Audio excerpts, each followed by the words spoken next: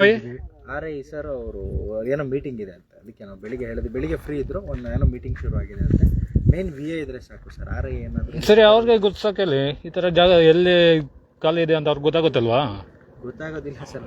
ಈಗ ಸಾರ್ವಜನಿಕರಿಗೆ ಬಂದ್ಬಿಟ್ಟು ಇಲ್ಲೇ ಬೇಕು ಅಲ್ಲೇ ಬೇಕು ಅನ್ನೋ ಡಿಮ್ಯಾಂಡ್ ಏನಿಲ್ಲ. ಹೌದು ಸರ್, ಸರ್ಕಾರಿ ಗೋಮಾಳ ಜಾಗ ಎಲ್ಲಿದೆಯೋ ಎಲ್ಲಾದ್ರೂ ನಮ್ಗೆ 2 ಎಕರೆ ವಿಂಗಡಿಸ್ಬಿಟ್ಟು ನಮಗೆ ಕೊಡಿ, ನಾವು ಸ್ವಲ್ಪ ಹಾಕೊಳ್ಳೋದು ಜಾಗ ಬೇಕು, ಇಷ್ಟೇ ಅವ್ರ ಅಹವಾಲು. ನೀವೇ ಅದನ್ನ ಖುದ್ದಾಗಿ ಬಂದು ಪರಿಶೀಲನೆ ಮಾಡಿ ಗುರುತಿಸ್ಬಿಟ್ಟು ಎಲ್ಲಿ ಅಂತ ಅನ್ನೋದನ್ನ ಕುಲಂಕುಷವಾಗಿ ಪರಿಶೀಲನೆ ಮಾಡಿ ನೀವೇ ಕೊಡ್ಬೇಕು. ಖಂಡಿತ ಅದನ್ನು ನಾವು we are ready for all that. ನಾನು ಏನು ಹೇಳೋದಂದ್ರೆ, ಈಗ ಅದು ಎಕ್ಸಾಂಪಲ್ ನಿಮ್ಗೆ ಹೇಳಿದ್ದು, ಈಗ 43ದಲ್ಲಿ ದುರಸ್ತಿ ಆಗಿದೆ ಸರ್, ಇದು ಟಿಪ್ಪಣಿ ಇದೆ. ನಾವು ಎಕ್ಸಾಂಪಲ್ ಹೇಳಿ 43ಗೆ ಈಗ ಯಾವುದೋ ದೋಬಿ ಚಿನ್ನಪ್ಪ ಅಂತಿದೆ ಅನ್ಕೊಳ್ಳಿ, ಇಲ್ಲಿ ಕರ್ದಾದಲ್ಲಿ ಏನು ಬರುತ್ತೆ, ಸ್ಮಶಾನ ಅಂತಾನೆ ಬರುತ್ತೆ, ಸುಮಾರು ಇದಾವೆ ಟಿಪ್ಪಣಿ, ಅದಕ್ಕೆ ಸೆಪ್ರೇಟ್ ಟಿಪ್ಪಣಿ 2 ಎಕರೆ ಟಿಪ್ಪಣಿ ಮಾಡಿರ್ತಾರೆ. ಅವಾಗ ಏನಾಗುತ್ತೆ ಅಂತಂದ್ರೆ ಹೋಗೋದು ಕನೆಕ್ಷನ್ಸ್ ನಮಗೆ ಸರ್ವೇರ್ ಗೊತ್ತಾಗುತ್ತೆ, ಇಂಥ ಕನೆಕ್ಷನ್ ಕಡೆ ಇಂಥ ಕಡೆ ಟಿಪ್ಪಣಿ ಇದೆ ಅಂತ. ಅವಾಗ ಹೋಗ್ಬಿಟ್ಟು 2 ಎಕರೆ ನಾವು ಅಳತೆ ಮಾಡ್ಬೋದು. ಈಗ ಇಲ್ಲೇನಾಗಿದೆ ಅಂತಂದ್ರೆ 2 ಎಕರೆ ಸ್ಮಶಾನ ಬರೀ ಪಹಣಿಯಲ್ಲಿ ಮಾತ್ರ ಇದೆ ಹೊರತು ಅದಕ್ಕೆ ಮಂಜೂರಿ ಕಡ್ತಾ ಇಲ್ಲ ನಮ್ಮಲ್ಲಿ. ಅದಕ್ಕೆ ಮಂಜೂರಿ ಆಗ್ಬಿಟ್ಟಿದ್ರೆ 2 ಎಕರೆ ಫಾರ್ ಎಕ್ಸಾಂಪಲ್ ಈ ಜಾಗದಲ್ಲಿ ಆಗಿದ್ದಿದ್ರೆ ಇಂಥ ದಿನಾಂಕದಂತೂ ಇಂಥ ನಂಬರ್ LND ನಂಬರ್ ಏನೋ ಇರುತ್ತೆ ಅದರಲ್ಲಿ, ಅದ್ರ ಮಂಜೂರಿ ಆಗಿದೆ ಅಂತ ಬಂದಾಗ ನಾವೇನ್ ಮಾಡ್ತೀವಿ ಗೊತ್ತಾ, ಕನೆಕ್ಷನ್ಸ್ ತಗೊಂಡು 2 ಎಕರೆ ಮಾಡ್ತೀವಿ. ಈಗ ನಾವು ಬಂದಿರೋದು ಏನಂದ್ರೆ ಇಂಥ ಕಡೆ ನಮಗ್ ಬೇಕು ಅಂತಂದ್ರೆ ನಾವು ಪರಿಶೀಲನೆ ನೀವೇ ಅವ್ರಿಗೆ ಹೆಲ್ಪ್ ಮಾಡ್ಬೇಕೀಗ. ನೋಡಿ ಎಲ್ಲಿದೆ ಏನು ಅಂತೇಳಿ ಅವ್ರಿಗೊಂದು ಸ್ವಲ್ಪ ಕ್ಲೂ ಕೊಟ್ರೆ ನೀವು, ಅವ್ರೊಂದು ಸ್ವಲ್ಪ ಅವ್ರಿಗೂ ಸುಲಭ ಆಗ್ತದೆ. ಎಲ್ಲ ಅವ್ರ ಮೇಲೆ ಹಾಕಕ್ ಆಗೋದಿಲ್ಲ. ಈಗ ಅವ್ರು ಬಂದಿದ್ದಾರೆ ಇದ್ರೆ ಯಾರಾದ್ರೂ ಸರಿ ಯಾರು ಇಲ್ಲ ಅಂತಂದ್ರೆ ತೋರಿಸಿದ್ರೆ ಐಡಿಯಾ ಇರ್ತದೆ ವಿಎಗೆ. ಅವರು ಮಾಗೊಂದಿ ಪಂಚಾಯತಿಗೆ ಮೇಡಮ್ ಬಂದಿದೆ ರೀಸೆಂಟ್, ತಿಂಗಳಾಯ್ತು ಅನ್ಸುತ್ತೆ. ಹಳೆಬ್ರು ವಿನಯ್ ಸರ್ ಅಂತ ಒಬ್ರು ಇದ್ರು, ನಿಮ್ಗೂ ಗೊತ್ತಿರುತ್ತೆ. ಅವರು ಚೇಂಜ್ ವಿನಯ್ ಬರ್ತೀನಿ ಅಂತಂದ್ರೆ ಇವತ್ತು ಹೇಳಿದ್ರು, ನಾನು ಬರ್ತೀನಿ ಅಂತ ಹೇಳಿದ್ರು. ಅವ್ರಿಗೆ ಸ್ವಲ್ಪ ಐಡಿಯಾ ಇತ್ತು. ಸೊ ಈ ಸಮಸ್ಯೆಗಳು ನಾವೆಲ್ಲರೂ ಚೇಂಜ್ ಆಗಿದ್ದೀವಿ ಸರ್. ನಾನು ವಿನಯ್ ಬಂದಿದ್ರೆ ಕ್ಲೀನ್ ಆಗಿ ಆಗ್ತೀನಿ, ಒಂದು ಸ್ವಲ್ಪ ಪಿಕ್ಚರ್ ಇತ್ತು. ಅವರು IAS ಆದಾಗ ಪ್ರತಿಯೊಂದು ಊರಾಗೂ ಒಂದು ಸರ್ವೆ ನಂಬರ್ಲಿ 2 ಎಕರೆ ರಿಸರ್ವ್ ಮಾಡಿರ್ತದೆ. ಅದು ಸರ್ಕಾರದ ಒಂದು ನಿಯಮ ಬಂದಿರ್ತದೆ, ಅದ್ರ ಪ್ರಕಾರ ಪ್ರತಿಯೊಂದು ಊರಲ್ಲೂ ಇದೆ. ಬಟ್ ಅದು ನೀವ್ ಹೇಳ್ದೆ ಹಂಗೆ ದಾಖಲಾತಿ ಇರಲ್ಲ, ಬಟ್ ಸರ್ವೆ ಮಾಡೋರು ಅಷ್ಟೇ. ನಿಮ್ ಪ್ರತಿಯೊಂದು ಊರಲ್ಲೂ ಸರ್ವೆ ನಂಬರ್ 2 ಎಕರೆ ಇದೆ, ಬಟ್ ಅದನ್ನ ಮಾಡ್ಬೇಕಾಗಿರೋದು ಕನ್ಸರ್ನ್ VAO ಅವರು ತಗೊಬೇಕಾಗಿತ್ತು. ಈಗ ಅದೇ ನಮಗೆ ಜಾಗ ತೋರಿಸಿದ್ರೆ ನಾವು ಸರ್ವೆ ಮಾಡ್ತೀವಣ್ಣ. ನಾವು ನಿಮ್ಗೆ ಯಾವುದು ಬೇಡ ಆಗೋದಿಲ್ಲ ಅಂತ ನಾವು ಹೇಳ್ತಾ ಇಲ್ಲ. ನಮ್ಗೆ ಇಂಥ ಕಡೆ ಮಾಡಿ ಸರ್ ಅಂದ್ರೆ 2 ಎಕರೆ. ನೀವು ನೋಡ್ರಿ 53, 57 ಯಾರು ಅರ್ಜಿ ಹಾಕಿದಾರೋ ಆ ಗೋಮಾಳ ಜಮೀನು ಲಿಸ್ಟ್ ತಗೊಳ್ಳಿ, ನಿಮ್ಮ ಹತ್ರ ಲಿಸ್ಟ್ ಇರುತ್ತೆ. ಪಾಪ ಅವ್ರೇನೋ ಅರ್ಜಿ ಹಾಕಿದ್ರೆ ಅವ್ರಿಗೆ ಗ್ರಾಂಟ್ ಅಲ್ಲಿ ಆಗುತ್ತೆ. ಉಳಿಕೆ ಇರೋದು ನೀವು ಹೇಳ್ರಿ ಅವ್ರಿಗೆ ಈ ತರ ಆಯ್ತಪ್ಪ, ನಿಮ್ಮ ಹತ್ರ ಏನೋ ಡಾಕ್ಯುಮೆಂಟ್ ಇದೆ ಸಬ್ಮಿಟ್ ಮಾಡ್ರಿ, ಇದು ಮಾಡ್ತೀನಿ ಅಂತ ಹೇಳ್ರಿ ನೀವು. ಆಗ್ಬಿಟ್ಟು ನಾವು ಬಂದ ಮೇಲೆ ನೀವೆಲ್ಲ ಈ ತರ ಮಾಡಿದ್ರೆ ಹೆಂಗ್ ಹೇಳ್ರಿ ನೀವೇ? ನಾವು ಮುಂಚೆನೆ ಲೆಟರ್ ಕೊಟ್ಟಿದ್ರಿ. ಅಲ್ಲ ಲೆಟರ್ ಇದು ಸ್ಮಶಾನಕ್ಕೆ ಬಂದ್ಬಿಟ್ಟು 2015-14 ಮಂಜೂರಿ ಆಗಿದೆ 2 ಎಕರೆ ನಿಮ್ಮ ಗ್ರಾಮದಲ್ಲಿ. ಅದು ಸಂಬಂಧಪಟ್ಟಂಗೆ ಅವ್ರು ಈಗ ಸರ್ವೇರ್ನ ಅಳತೆ ಮಾಡ್ಬೇಕಾದ್ರೆ ಅವ್ರಿಗೆ ಒಂದು ಸ್ಕೆಚ್ ತರ ಬೇಕಾಗತ್ತೆ. ಅವಾಗ ಯಾವ ರೀತಿ ಮಂಜೂರು ಮಾಡಿದ್ರು ಅಂತ ಹೇಳ್ಬಿಟ್ಟು ದಾಖಲಾತಿ ಸಿಗಲ್ಲ ನಿಮ್ಗೆ. ನಿಮ್ಮ ಆಫೀಸಲ್ಲಿ ದಾಖಲಾತಿಗಳೇ ಇಲ್ಲ. ನಾವು ಲೆಟರ್ ಕೊಟ್ಟಾಗ ಅದೇ ಹೇಳಿದ್ರು. ನಾನು ಮತ್ತೆ ಅದು ನೋಡಿ ಕೇಳಿದಾಗ ಮಂಜೂರಾಗಿ ಗ್ರಾಂಟ್ ಆಗಿರೋ ಫೈಲೇ ಇಲ್ಲ. ಫೈಲ್ ಆಗಿಲ್ಲ ಅಂದ್ರೆ ಏನ್ ಮಾಡ್ಬೇಕು? ಆಮೇಲೆ ನೀವು ಪ್ರೋಸೆಸ್ ಮಾಡ್ಬೇಕಲ್ಲ. ಇಲ್ಲ ತಹಸೀಲ್ದಾರ್ ಗಮನಕ್ಕಾರು ತರಬೇಕಾಗಿತ್ತು. ತಹಸೀಲ್ದಾರ್ ಗಮನಕ್ಕೆ ನೀವು DC ಹತ್ರ ಹೋಗ್ಬೇಕಾಗಿತ್ತು. DC ತಾನೇ ಅದನ್ನ ಮಾಡಿರೋದು. ನೀವು ನೋಡ್ಬೇಕು, ಈಗ ನೀವು ಅರ್ಥ ಮಾಡ್ಕೊಬೇಕು. ಅದು ಬಿಟ್ಬಿಟ್ಟು ಈಗೆಲ್ಲ ಬಂದಿದ್ರೆ ಈಗಿಲ್ಲ ಅನ್ಬಿಟ್ರೆ ಏನ್ ಸಮಾಚಾರ ಹೇಳ್ರಿ? ಅದು ನೀವು ಮುಂಚೆ ನಾವು ಬರೋಕ್ ನಿಮಗೂ 1 ವಾರ ತಗೊಂಡಿದ್ರೆ ಏನ್ ಲಾಸ್ಟ್ ಟೈಮ್ ಏನೋ ನೋಟಿಸ್ ಬಂದಿತ್ತಲ್ಲ, ಅದಾದ್ಮೇಲೆ ಎದುರು ತಗೊಬೇಕಾಗಿತ್ತಲ್ಲ ಸರ್ ಇವರು. ಅವ್ರು ಕೇಳಿದ್ದಾರೆ ಮೇಡಮ್ ಕೂಡ, ಅಲ್ಲಿ ಸಿಗ್ಲಿಲ್ಲ ಮೇಡಮ್ಗೆ.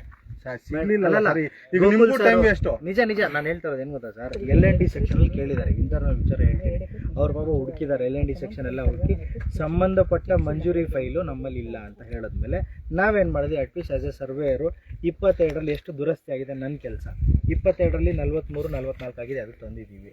ಅದು ಬಿಟ್ರೆ ಇನ್ನು ಮಂಜೂರಾತಿ ಇರ್ತದೆ, ಇನ್ನ ಸುಮಾರು ಎಲ್ಲ ಇರ್ತದೆ. ಅದು ಬಂದಿದ ತಕ್ಷಣನೇ ಒಂದ್ ಕೆಲಸ ಆಗುತ್ತಂತಲ್ಲ, ವಿಲ್ ಪರಿಶೀಲಿಸೋಣ. ಗೊತ್ತಿರಲ್ಲ ಸರ್, ಅದೆಲ್ಲ ನಿಮ್ ಕಡೆನೆ ಗೊತ್ತಿರಬೇಕು. ಆಯ್ತು ಸರ್, ಈಗ MLA ಸಾಹೇಬರು ಖಾಲಿ ನಿವೇಶನ ಕೇಳಿದಾರಲ್ಲ, ಈ ಪಂಚಾಯತಿಲಿ ಎಲ್ಲಿ ಗುರ್ಸಿರಿ? ಯಾವ ವಿಲೇಜ್ ಅಲ್ಲಿ ಗುರ್ಸಿರಿ? ಮಾಗೊಂದಿ ನಾವು ಗುರ್ಸಿಲ್ಲ ಸರ್. ಹೇಳಿ ಮೇಡಮ್. ಅಲ್ಲ ನಿಮ್ಗೆ ನೀವು ಸಬ್ಮಿಟ್ ಮಾಡಿದಿರ? ಅದು ಕಾನ್ಫಿಡೆನ್ಸ್ ಆಗಿ ನಾನು ಹೇಳ್ತಿಲ್ಲ. ನಾನು ನೋಡ್ತೀನಿ ರೀ. ಈಗ ಎಷ್ಟು ದಿನ ಆಯ್ತು ನೀವು ಬಂದು ಮಗದ ಪಂಚಾಯತಿಗೆ? 1 ತಿಂಗಳು. ಸರಿ ಆಯ್ತು, ಟೆನ್ಷನ್ ಮಾಡ್ಕೋಬೇಡಿ, ಕೂಲ್ ಆಗಿರ್ರಿ. ಇಷ್ಟು ಜನ ಬಂದಿದ್ರಂತ ಗಾಬರಿ ಮಾಡ್ಕೊಳ್ಳೋದಕ್ಕೆ ಹೋಗ್ಬೇಡ್ರಿ. 1 ತಿಂಗಳಾಗೈತಿ, ತೊಂದರೆ ಇಲ್ಲ, ಚೇತರಿಸ್ಕೊಳ್ಳಿ. ಆದ್ರೆ ಈಗ ಬಂದಿರೋಂಥ ಕೆಲಸ ಇವತ್ತೊಂದು ಸ್ವಲ್ಪ ಮಟ್ಟಿಗೆ ಆಗಬೇಕು. ಅದ್ರ ಕಡೆ ಗಮನ ಹರಿಸಿ. ಎಷ್ಟಾಗಿದೆ ಅದು ಫಾರ್ಮ್ಗಳದ್ದು, ಅದು ಬಿಟ್ಟು ಉಳಿಕೆ ಜಮೀನು ಎಷ್ಟಿದೆ ಅದನ್ನು ಸ್ವಲ್ಪ ಮಾಡಿಬಿಟ್ಟು ಈಗ ಅದು ಕೆಲಸ ಮುಗಿಸ್ಬೇಡ.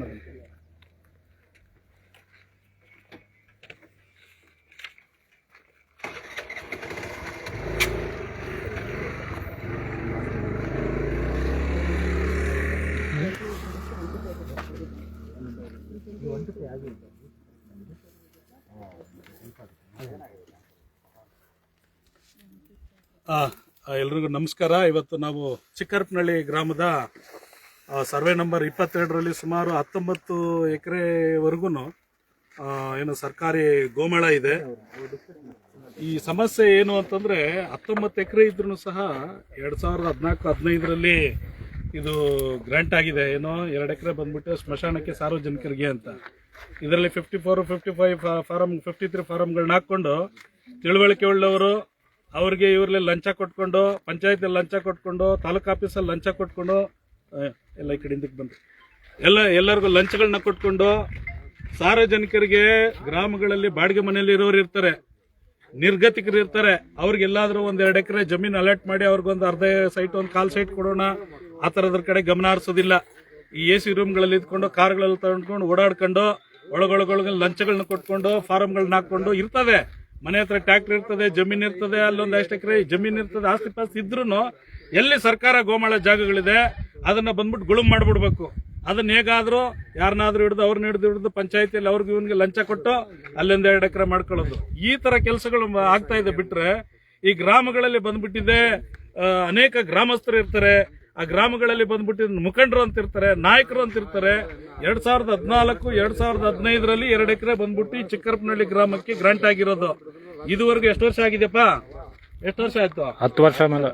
10 ವರ್ಷದಿಂದನೂ ಅದನ್ನ ಬಂದ್ಬಿಟ್ಟಿದೆ. ಎಲ್ಲಿದೆ ನೋಡೋಣ, ಏನು ಅಂತ ನೋಡೋಣ, ಅದೆಲ್ಲ ಜನಗಳಿಗೆ ಬೇಕಾಗಿಲ್ಲ. ಅದ್ರ ಕಡೆ ಗಮನ ಹರಿಸೋದಿಲ್ಲ.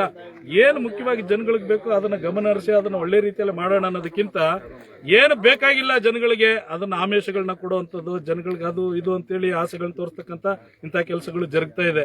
ಹಾಗಾಗಿ ಇವತ್ತು ನೋಡಿ VA ಬಂದಿದ್ದಾರೆ, ಇದು ಮಾಗೋದಿ ಪಂಚಾಯತಿ VA ಅವ್ರು ಬಂದು 1 ತಿಂಗಳಾಗಿದೆ. ಅವರಿಗೆ ಇನ್ನೂ ಸರಿಯಾದ ರೀತಿಯಲ್ಲಿ ಮಾಹಿತಿ ಇಲ್ಲ. ಈಗಾಗಲೇ 1 ವಾರದ ಹಿಂದೆ ನಾವು ಅವ್ರಿಗೆ ತಿಳಿಸಿದ್ದೀವಿ. ಹೋದ ವಾರ ಬುಧವಾರನೇ ಅವ್ರಿಗೆ ನೋಟಿಸ್ ಬಂದಿದೆ. ಆದ್ರೂ 1 ವಾರ ಡಿಲೇ ಆಯ್ತು, ಏನೋ ಅವ್ರಿಗೆ ಬೇರೆ ಕಡೆಗೆ ಸರ್ವೆ ಇದೆ ಅಂತ. ವಾರ ಆದ್ರೂ ಸಹ ಬಂದು ನೋಡೋಣ, ಪರಿಶೀಲನೆ ಮಾಡೋಣ, ಎಲ್ಲಿ ಸರ್ಕಾರ ಗೋಮಾಳ ಇದೆ ಅಂತೇಳಿ ಈಗಾಗಲೇ ಬಂದು ಅವರು ನೋಟಿಸ್ ಕಳಿಸಿದ್ರಲ್ಲ ತಹಸೀಲ್ದಾರ್ ಆಫೀಸಿಂದ, ಅದನ್ನ ಏನ್ ಮಾಡೋಣ ಅನ್ನೋದು ಇದುವರೆಗೂ ಅದ್ರ ಕಡೆಗೆ ಅತಿಗತಿ ಅಂತಕ್ಕಂಥದ್ದಿಲ್ಲ. ಪಂಚಾಯತಿ PDOಗೆ ಇದುವರೆಗೂ ಶಂಕರ್ ಅವರಿಗೆ 1 ವಾರದಿಂದ ಫಾಲೋ ಮಾಡಿ ಹೇಳ್ತಾ ಇದ್ದೀವಿ. ಅವ್ರು ಬಂದಾಗ ನೋಡೋದಕ್ಕಿಂತ 1 ವಾರದ ಮೊದಲೇ ಬಂದ್ಬಿಟ್ಟಿದೆ. ಬಂದಿದ ತಕ್ಷಣ ಕಟ್ ಅಂತ ಹೇಳಿ ಕೆಲಸ ಆಗೋದಕ್ಕೆ ಏನು ವ್ಯವಸ್ಥೆ ಮಾಡ್ಕೋಬೇಕು ಅದನ್ನ ಇದುವರೆಗೂ ವ್ಯವಸ್ಥೆಗಳನ್ನ ಮಾಡಿಲ್ಲ. ಇದು ನಮ್ಮ ಕರ್ಮಕಾಂಡ, ನಮ್ಮ ಬಂಗಾರಪೇಟೆಯ ಕೋಲಾರ ಜಿಲ್ಲೆಯಲ್ಲಿರ್ತಕ್ಕಂಥ ಒಂದು ವ್ಯವಸ್ಥೆ ಇವತ್ತಿನ ದಿನದಲ್ಲಿ ಈ ರೀತಿಯಾಗಿದೆ. ಈಗ ಬಂದಿರತಕ್ಕಂಥ ಸರ್ವೇಯರ್ ಏನ್ ಹೇಳ್ತಾರೆ, ನಮಗೆ ಬಂದ್ಬಿಟ್ಟಿದೆ ಗ್ರಾಂಟ್ ಆಗಿದೆ, ಗ್ರಾಂಟ್ ಸರ್ಟಿಫಿಕೇಟ್ ಇಲ್ಲ, ಅದು ಬಂದ್ಬಿಟ್ಟಿದೆ ಸರಿಯಾದ ಹಕ್ಕು ಪತ್ರಗಳು ನಮ್ಮ ಹತ್ರ ಇಲ್ಲ. ಹಾಗಾಗಿ ನೀವು ಎಲ್ಲಿದೆ ಅಂತೇಳಿ ನೀವು ತೋರಿಸ್ಕೊಟ್ರೆ ನಾವು ಅದನ್ನ ನೀಟಾಗಿ ಹದ್ದುಬಸ್ತು ಮಾಡಿ ಸರ್ವೆ ಮಾಡಿ ನಿಮಗೆ ಕೊಡ್ತೀವಿ ಅಂತಕ್ಕಂಥ ಮಾತನ್ನ ಇವತ್ತು ಇಲ್ಲಿ ಹೇಳ್ತಾ ಇದ್ದಾರೆ. ಸಾರ್ವಜನಿಕರು ಬಂದ್ಬಿಟ್ಟು ಹೇಳ್ಬೇಕು, ಆಫೀಸರ್ಸ್ ಹೇಳ್ಬೇಕು ಅಂತಕ್ಕಂಥದ್ದು ಇವತ್ತು ಪ್ರಶ್ನೆ. ಇವರೆಲ್ಲರೂ ಕೂಲಂಕುಷವಾಗಿ ತಹಸೀಲ್ದಾರ್ ಅವರು ಮತ್ತೆ PDOನವರು, ಪಂಚಾಯತಿಯವರು ಇವರು ಡಿಸ್ಕಷನ್ ಮಾಡಿ ಏನಾಗಿದೆ ಅಂತೇಳಿ ಈಗಾಗಲೇ ಹೋಗಿ DC ಹತ್ರ ಮಾತಾಡಿ, ತಾಲೂಕು ಆಫೀಸಲ್ಲಿ ಹೋಗಿ ಡಿಸ್ಕಷನ್ ಮಾಡಿ ಅದರ ದಾಖಲೆಗಳನ್ನೆಲ್ಲ ತೆಗೆದು ಇಂಥ ದಿನ ಡೇಟ್ ಕೊಡ್ತಾ ಇದೀವಲ್ಲ, ಹೋದಾಗ ಸರಿಯಾದ ಸ್ಥಳದಲ್ಲಿ ನಾವು ಹೋಗಿ ಸರ್ವೆ ಮಾಡಬೇಕು ಅಂತೇಳಿ ಮೊದಲೇ ಒಂದು ಪ್ರಿಪರೇಷನ್ ಅನ್ನ ಮಾಡ್ಕೋಬೇಕಾಗಿತ್ತು. ಆದ್ರೆ ಬೇರೆ ಟೈಮಲ್ಲೆಲ್ಲ ಒಳ್ಳೊಳ್ಳೆ ಪ್ರಿಪರೇಷನ್ಗಳು ನಡೀತದೆ. ಎಲೆಕ್ಷನ್ ಟೈಮಲ್ಲಿ ಓಟ್ ಹಾಕಕ್ ಮೊದಲು ಕೋಳಿ, ಸಾರಾಯಿ ಪ್ಯಾಕೆಟ್, ಇದು ಕಂಬಳಿಗಳು, ಮೂಗುತಿಗಳು, ಕುಕ್ಕರ್ಗಳು, ನಿಕ್ಕರ್ಗಳು, ತಿಂಗಳಿಗೆ ಮೊದಲೇ ಲಾರಿಗಳು ಬಂದ್ಬಿಟ್ಟು ಪಂಚಾಯತ್ಗಳ ಹತ್ರ, ಗ್ರಾಮಗಳ ಹತ್ರ ಬಂದು ನಿಂತ್ಕೊಂಡು ಕಾಯ್ತಾ ಇರ್ತವೆ. ಎಲೆಕ್ಷನ್ ಬಂದಿದ ತಕ್ಷಣ ಇನ್ನೊಂದು ವಾರ ಇದೆ, ನಾಳೆ ಇದೆ ಅಂತಂದ್ರೆ ಮನೆಗೆ ರಾತ್ರಿ ಕಂಬಳಿಗಳು, ರಾತ್ರಿ ಕುಕ್ಕರ್ಗಳು, ನಿಕ್ಕರ್ಗಳು ಹಂಚುವಂತದ್ದು ಅದೆಲ್ಲ ಒಂದು ನೀಟಾಗಿ ಪ್ಲಾನ್ ಆಗಿ ಆಗ್ತದೆ. ಆದ್ರೆ ಸಾರ್ವಜನಿಕರಿಗೆ ಹಿತಾಸಕ್ತಿಯಿಂದ ಮಾಡ್ತಕ್ಕಂಥ ಕೆಲಸಗಳು ಮಾತ್ರ ಪ್ಲಾನ್ ಮಾಡ್ಕೊಂಡು ಮಾಡೋದಿಲ್ಲ. ಇದು ನಮ್ಮ ಈ ದೇಶದ ದುರಾದೃಷ್ಟ, ನಮ್ಮ ಕೋಲಾರ ಜಿಲ್ಲೆಯಲ್ಲಿರ್ತಕ್ಕಂಥ ಒಂದು ದುರಾದೃಷ್ಟದ ವಿಚಾರ ಇದು. ಹಾಗಾಗಿ ಇವಾಗ ಈ ಸ್ಥಳದಲ್ಲಿ ಮೇ ಬಿ ಇರ್ಬೋದು ಅಂತೇಳಿ ಇದನ್ನೆಲ್ಲ ನೋಡ್ರಿ, ಆಲ್ರೆಡಿ ಅಲ್ಲೊಂಚೂರು ಉಳುಮೆ ಮಾಡ್ಕೊಂಡು ಇದ್ದಾರೆ. ಅಲ್ಲಿ ದನಗಳು ಕಟ್ಟಾಕೊಂಡಿದ್ದಾರೆ, ಇಲ್ಲೆಲ್ಲ ಗುಟ್ಟಿಗಳು, ಹಳ್ಳ ದಿನ್ನೆಗಳು ಇದೆ. ಎಲ್ಲಿ ಸರ್ಕಾರಿ ಜಾಗಗಳಿರ್ತಾವೋ ಆ ಜಾಗಗಳೆಲ್ಲ ಆಕ್ಯುಪೈ ಮಾಡ್ಕೊಳ್ಳುವಂಥದ್ದು, ಗೊತ್ತಿರೋಂಥವ್ರ ಹತ್ರ ಹೋಗೋದು, MLA ಹತ್ರ ಹೋಗೋದು, ಏನೋ ಅಲ್ಲಿ ಮಾತಾಡೋದು, ಇಲ್ಲಿ ಮಾತಾಡೋದು, ಒಳಗೊಳಗೆ ಸ್ವಲ್ಪ ತಾಲೂಕು ಆಫೀಸ್ ಸುತ್ತಾಡ್ಕೊಂಡು ಅಲ್ಲಿ ಟಿಕಾನ ಹಾಕೊಂಡು ಎಲ್ಲಿ ಗೋಮಾಳ ಜಾಗಗಳಿದೆ ಅಂತೇಳಿ ಇದಕ್ಕೆ ಕೆಲವು ಟೀಮ್ಗಳು ಇರ್ತವೆ.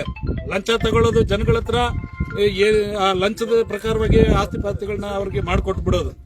ಆದ್ರೆ ಸಾರ್ವಜನಿಕರಿಗೆ ಸವಲತ್ತುಗಳನ್ನ ಮಾಡಿಕೊಡುವಂತ ವಿಚಾರದಲ್ಲಿ ಹೋರಾಟ ಮಾಡ್ತಾರೆ ಯಾರಾದ್ರೂ ಅಂತಂದ್ರೆ ಇಲ್ಲ. ಊರಲ್ಲಿ ಇನ್ನೂ ಒಂದು ಸಮಸ್ಯೆಗಳು ಜರುಗ್ತದೆ. ಮೆಂಬರ್ಗಳು, ಪಂಚಾಯಿತಿಯಲ್ಲಿ ಇರ್ತಕ್ಕಂಥ ಚೇರ್ಮನ್ಗಳು ಇವರೆಲ್ಲ ಏನ್ ಮಾಡ್ತಾರೆ, ಎಲ್ಲ ಮಾಹಿತಿ ಗೊತ್ತಿರ್ತದೆ. ಗ್ರಾಮದ ಸುತ್ತಲೂ ಇರ್ತಕ್ಕಂಥದ್ದು ಯಾವ ಸರ್ವೆ ನಂಬರ್ ಬಂದ್ಬಿಟ್ಟಿದೆ, ತೋಟಿ ನಾಮತಿ ಇದೆ, ಯಾವ್ದು ಗೋಮಾಳ ಇದೆ, ಯಾವ್ದು ಕುಷ್ಕಿ ಇದೆ, ಯಾವ್ದು ತರಿ ಇದೆ, ಯಾವ್ದು SC ಲ್ಯಾಂಡು, ಯಾವ್ದು ಜನರಲ್ ಲ್ಯಾಂಡು, ಎಲ್ಲ ಪಿನ್ ಟು ಪಿನ್ ಮಾಹಿತಿ ಇರ್ತದೆ.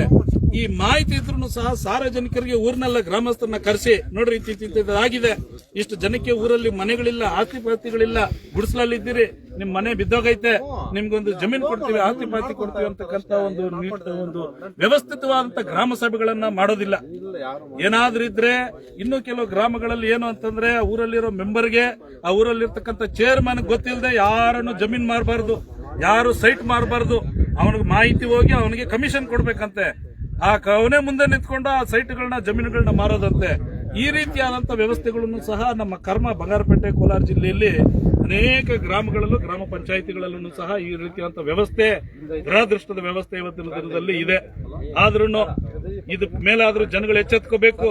ಸಾರ್ವಜನಿಕರಿಗೆ ಬೇಕಾಗಿರೋದು ಮೂಲಭೂತವಾಗಿ ರಸ್ತೆಗಳು, ಕುಡಿಯೋದಕ್ಕೆ ನೀರು, ಒಳ್ಳೆ ಸ್ಕೂಲು, ಜನಗಳು ಸತ್ತೋದ್ರೆ ಊಟ ಹಾಕೋದಕ್ಕೆ ಒಂದು ಸ್ಮಶಾನ ಭೂಮಿ, ಜನಗಳಿಗೆ ಏನಾದ್ರೂ ಮದುವೆ ಆದ್ರೆ, ಚಿಕ್ಕ ಮಕ್ಕಳಿಗೆ ಬರ್ತ್ಡೇ ಆದ್ರೆ ಅಥವಾ ನಾಮಕರಣ ಆದ್ರೆ, ಬಡವರಿಗೆ ಮಕ್ಕಳು, ಹೆಣ್ಮಕ್ಳು, ಗಂಡು ಮಕ್ಕಳು ಏನಾದ್ರೂ ಮದುವೆ ಆದ್ರೆ ಅಂತವರಿಗೆ ಬಂದ್ಬಿಟ್ಟಿದ್ದೆ ಒಂದು ಸಮುದಾಯ ಭವನ.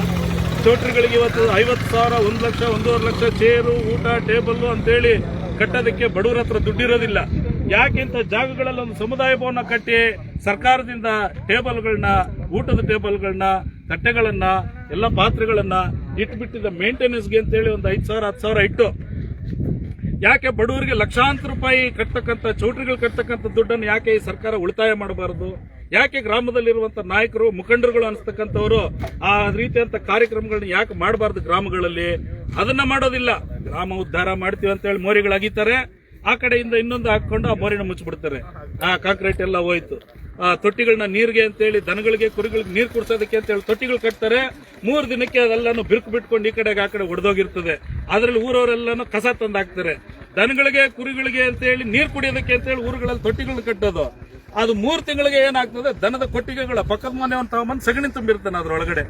ಈ ರೀತಿಯಾದಂತಹ ಒಂದು ಕಾಮಗಾರಿಗಳು ಗ್ರಾಮಗಳಲ್ಲಿ ಇವತ್ತು ನಡೀತಾ ಇರ್ತಕ್ಕಂಥದ್ದು. ಗ್ರಾಮಗಳಿಗೆ ಒಳ್ಳೆ ರಸ್ತೆ ಇರೋದಿಲ್ಲ, ಒಳ್ಳೆ ಒಳೆ ಚರಂಡಿ ಇರೋದಿಲ್ಲ, ಲೈಟ್ಗಳು ಇರೋದಿಲ್ಲ. ಗ್ರಾಮದಲ್ಲಿ ಓದಿರ್ತಕ್ಕಂಥ ವಿದ್ಯಾವಂತರಿಗೆ ಕೆಲಸ ಕೊಡಿಸೋಣ, ನಮ್ಮೂರಲ್ಲಿ ಎಷ್ಟು ಜನ ಯೂತ್ಸ್ ಇದ್ದಾರೆ ಅವ್ರಿಗೆಲ್ಲ ಉದ್ಯೋಗಗಳನ್ನ ಕೊಡಿಸೋಣ. ಈ ರೀತಿಯಾದಂತಹ ಯೋಜನೆಗಳನ್ನ ಯಾವುದನ್ನು ಮಾಡೋದಿಲ್ಲ. ಊರನ್ನ ಉದ್ಧಾರ ಮಾಡ್ತೀವಿ ಅಂತೇಳಿ ಏನೇನೋ ಕಾರ್ಯಕ್ರಮಗಳನ್ನ ಮಾಡ್ತಾರೆ. ಸಾರ್ವಜನಿಕರಿಗೆ ಅನುಕೂಲವಾಗುವಂತ ಕೆಲಸಗಳನ್ನ ಇವತ್ತಿನ ದಿನದಲ್ಲಿ ಮಾಡ್ತಾ ಇಲ್ಲ. ಸಾರ್ವಜನಿಕರು ಇದಕ್ಕೆ ಮೇಲಾದ್ರೂ ಎಚ್ಚೆತ್ಕೋಬೇಕು. ಸಾರ್ವಜನಿಕರು ಬಂದ್ಬಿಟ್ಟಿದ್ದೆ, ವಿವೇಚನೆಯಿಂದ ಓಟ್ಗಳನ್ನ ಹಾಕ್ಬೇಕು, ವಿವೇಚನೆಯಿಂದ ಗ್ರಾಮಗಳಲ್ಲಿ ದಾರಿ ನಡೆಸಬೇಕು. ಯಾವುದೋ ಮುಲಾಜ್ಗೋ, ಯಾವುದೋ ಜಾತಿ ಕಾರಣಕ್ಕೋ, ಅವನಿಗೋ ಇವನಿಗೋ ಯಾರಿಗೂ ಎದುರಬೇಕಾಗಿಲ್ಲ. ಈ ಭಾರತ ಸಂವಿಧಾನದಲ್ಲಿ ಪ್ರತಿಯೊಬ್ಬನಿಗೂ ಮಾತಾಡುವಂತ, ಕೇಳುವಂತ ಅಧಿಕಾರ ಇದೆ ಕಾನೂನು ಚೌಕಟ್ಟಿನ ಒಳಗಡೆ. ಈ ಕಾನೂನು ಚೌಕಟ್ಟಿನೊಳಗೆ ಇದನ್ನೆಲ್ಲ ಮಾಡಬೇಕು. ನೋಡೋಣ, ಈಗಾಗಲೇ VA ಮತ್ತು ಸರ್ವೇಯರ್ ಬಂದ್ಬಿಟ್ಟು ಡಿಸ್ಕಷನ್ ಮಾಡ್ತಾ ಇದ್ದಾರೆ ಎಲ್ಲೆಲ್ಲಿ ಜಾಗ ಇದೆ ಅಂತೇಳಿ.